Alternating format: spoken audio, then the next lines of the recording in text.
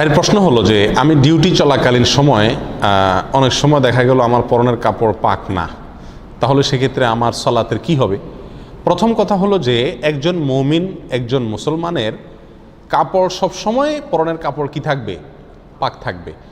আর সেটার পদ্ধতি কি? সেটার পদ্ধতি হলো পেশাবের পরে পানি ব্যবহার করতে হবে, টয়লেটের পরে পানি ইউজ করতে হবে ভালো করে, যাতে করে নাপাকি কাপড়ে বা শরীরে না লাগে, সেটা খেয়াল রাখতে হবে। যদি আপনি সবসময় এটা খেয়াল রাখেন তাহলে সেক্ষেত্রে আপনি সবসময় কী থাকবেন?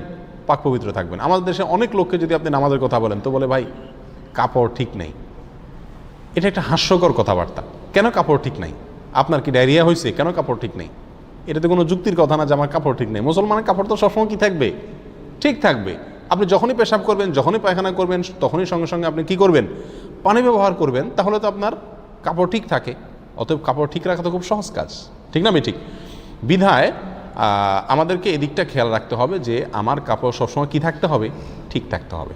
এরপরেও যদি কখনো অসতর্কতাবশত আমার কাপড়ে পেশাব লেগে গেল বা নাপাকি লেগে গেল, তাহলে সেক্ষেত্রে সমাধান হলো যেই জায়গায় লেগে গেছে ওই জায়গাটুকু ধুয়ে ফেললেই চলবে। শুধু ওই জায়গাটুকু ধুয়ে ফেললেই কি চলবে? অনেকে মনে করেন যে কাপড়ের যেহেতু এক জায়গায় নাপাক লাগছে তাহলে কি করতে হবে? পুরা কাপড় ধুইতে হবে। ব্যাপারটা এরকম না। যেই জায়গায় নাপাক লাগছে শুধু ওই জায়গাটাকে ধরে আপনি কি করে ফেলেন? ধুয়ে ফেলেন। অনেকে মনে করে যত জায়গায় নাপাক লাগুক না কেন কাপড়ের যে কোনো এক কোণা ধুইলেই পাক হয়ে যাবে। এটাও সঠিক না। নাপাক লাগলো এক জায়গায়, আপনি ধুলেন আরেক জায়গা, এটা তো কোনো যুক্তির কথা না। কাটা গেছে এক জায়গায়, মলম দিচ্ছেন আরেক জায়গায়, হবে?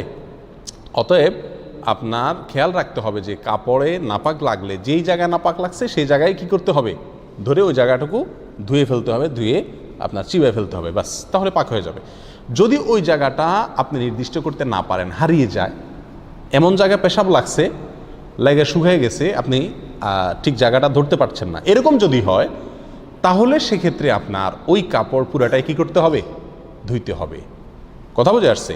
আর যদি ছিটা লাগে, কীরকম ছিটা? শুয়ের মাথায় যে পরিমাণ পানি থাকে সে পরিমাণ ছিটা যদি আপনার পেশাব করলে অনেক সময় আসে, হাড় বা শক্ত জায়গায় যদি পেশাব পড়ে এসে যায়, তাহলে সতর্কতা সত্ত্বেও যদি এরকম এসে যায় তাহলে ওইটা মাফ। ওইটার জন্য কি হবে না? অসুবিধা ইনশাআল্লাহ হবে না। কিন্তু চেষ্টা রাখতে হবে পেশাব থেকে পরিচ্ছন্ন থাকার ব্যাপারে। কবরের আযাবের অন্যতম একটা কারণ হলো পেশাব থেকে ভালো করে পরিষ্কার পরিচ্ছন্ন না হওয়া। কথা কি বুঝাতে পারছি? এইগুলো একটা অবস্থা। এখন যদি এমন হয় যে পুরা কাপড়ে নাপাক লাগছে অথবা কোন জায়গায় লাগছে সেটা আমি ধরতে পারি নাই, এখন তো আমার কাপড় চেঞ্জ করতে হবে বা ধুইতে হবে, তো আমি এমন জায়গায় আছি যে জায়গায় আমার বিকল্প কাপড় নেই, আমি করবো কি? ইচ্ছা থাকলে শত উপায় আছে। কিভাবে আছে? আপনি টয়লেটে গিয়ে গোটা কাপড় খুলে উলঙ্গ হয়ে পুরোটা ধুয়ে ফেলতে পারেন, পারেন না? না পারেন? সেখানে গুনাহ হবে? গুনাহ হবে না, কারণ আপনি একা আছেন। কথা বুঝে আসছে? এবং আপনি অপারগ, সেজন্য আপনি এটা করতে পারেন। এটা হলো একটা সমাধান, কিন্তু এই সমাধানে যাওয়ার প্রয়োজন হয় না। আমাদের সবার কাছেই এক্সট্রা কাপড় মোটামুটি প্রায় থাকে। গেঞ্জির উপরে শার্ট আছে না নাই? পাঞ্জাবি বেশিরভাগ সময় থাকে, গামছা থাকে, তোপ থাকে, আরও অনেক কাপড় চোপড় টুকটাক আমাদের কাছে থাকে। নাভি থেকে হাঁটু পর্যন্ত আপনি ঢাকলেন, কাঁধের উপরে কোনো একটা কাপড় থাকলো, তাহলে তো আপনি নামাজ পড়তে পারেন। এটুকু কাপড় নাই এরকম মানুষ কে আছেন বলেন? আপনি যেখানে যে অবস্থা থাকেন এটুকু কাপড় থাকে কি থাকে না? তাহলে সালাত পড়ার জন্য কাপড় খারাপ, নাপাক লেগে গেছে, এরকম কোনো যুক্তি খাটে না। এখন আপনি হয়তো বলবেন যে আমি মসজিদে কিভাবে খালি গায়ে এসে নামাজ পড়বো? এটা কি সম্ভব? অসম্ভবের কিচ্ছু নাই। তো মানুষ হাসবে, হাসুক, আপনার তো ফরজ আদায় করতে হবে নাকি? আমার কাছে কি ফরজ আদায় করা বড় নাকি মানুষের হাসাহাসি থেকে বাঁচাটা বড়? এটা তো আমার ইমানের প্রশ্ন, এটা তো আমার ইমানের প্রশ্ন। অতএব নামাজ টাইম মতো পড়তেই হবে। আল্লাহ সুবহানাহু ওয়া তাআলা বলেছেন ইন্নাস সালাতা কানাত আলাল মুমিনিনা কিতাবাম মাওকুতা, নিশ্চয় নামাজ মুমিনদের জন্য নির্দিষ্ট সময়ের ভিতরে ফরজ করা হয়েছে। অতএব আমাকে নির্দিষ্ট সময়ে কি করতে হবে? নামাজ পড়তে হবে। আমাকে তার আগে অথবা পরে পড়া চলবে না। বিধায় নাপাক লাগলেও আমাকে কি করতে হবে? নির্দিষ্ট সময়ের ভিতরেই নামাজ পড়তে হবে। যদি নাপাক লেগে যায় কাপড় ধুইতে হবে, কাপড় ধুয়ে সেটা আবার পরে পড়বেন। আর যদি সেটা আপনার জন্য সম্ভব না হয়, এই ভিজা কাপড় নিয়ে ডিউটি করলে ঠান্ডা লেগে যাবে, শীত লেগে যাবে, দরকার নাই দোয়ার, শার্টটা খুলে পরে ফেলেন। বুঝে আসছে কথা? গামছা একটা থাকলে পরে ফেলেন, অথবা কাউকে বলেন ভাই আপনার রুমালটা বা গামছাটা দিবেন, আমার ভাই কাপড়টা নষ্ট হয়ে গেছে তো চেঞ্জ করে শুধু নামাজটা পড়ে আবার দিয়ে দিব। আমার তো মনে হয় বহু লোকই দিবে, মানা করবে এরকম কয়জন লোক পাওয়া যাবে? ঠিক না বেঠিক?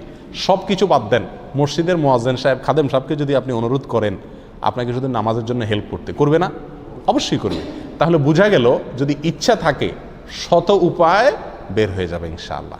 এক্ষেত্রে আরেকটা প্রশ্ন হলো যে অনেকেরই ডিউটির সময় যে পোশাক তিনি পরেন সে পোশাকে ময়লা টলা লেগে যায়, ধুলাবালু লেগে যায়, ঘাম লেগে যায়, তো সে অবস্থাতে আমরা অনেকে নামাজ পড়তে চাই না। প্রিয় ভাইয়েরা, আমরা আসলে নামাজের গুরুত্বই বুঝিনি। যদি নামাজের গুরুত্ব বুঝতাম তাহলে সেক্ষেত্রে সমুদ্রে ডুবে যাচ্ছি ওই সময়ও যদি নামাজের সময় যায় তখন ওই অবস্থায় আমি নামাজ পড়তাম। আমাদের গায়ে যদি ডিউটির পোশাক থাকে আর সেই পোশাক ময়লা হয়ে যায়, সম্ভব হলে পোশাক চেঞ্জের মতো সময় যদি ডিউটির ভিতরে পাওয়া যায় তাহলে আমি বিকল্প পোশাক এটা রাখবো যেখানে আমি ডিউটি করি সেখানে।